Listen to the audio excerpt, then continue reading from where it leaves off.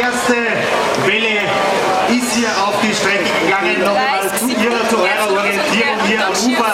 Es geht jetzt hier hinüber bis zu diesem Floß, bis zu dieser ersten Boje da rechts herum, bis zur zweiten roten Boje, die man hier von Ufer aus ungefähr 12 Uhr sehen kann. Dann zurück hier rauf um diese Autobahn und dann wieder ins Wasser und dann drüben um diese Boje noch herum, um diese Wasserskischanze und dann drüben hinaus bis zur Wechselzone.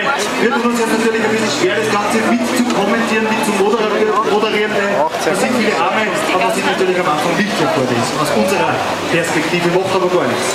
Ja, Dennis, es ist immer wieder schwer zu orientieren, gerade für die Zuschauer im Wasser nicht leicht zu erkennen, welcher Athlet wer ist. Daher muss man sagen, haben wir Mose letztes Jahr ganz was Neues eingeführt. Daher diese Rampe, daher dieses Floß, wo wir beide stehen, und dieser Landsgang nennt man das Ganze rund um den Brunnen, denn da können die Zuseher wenigstens ein bisschen beim Schwimmen den Athleten ins Gesicht schauen, die Anstrengung erkennen und irgendwo auch die Feuchtigkeit des Wassers zu fühlen. Das Schwimmen ist ja eine Schwierigkeit, weil es gerade in der olympischen Distanz voll weggeht, also volle Kanne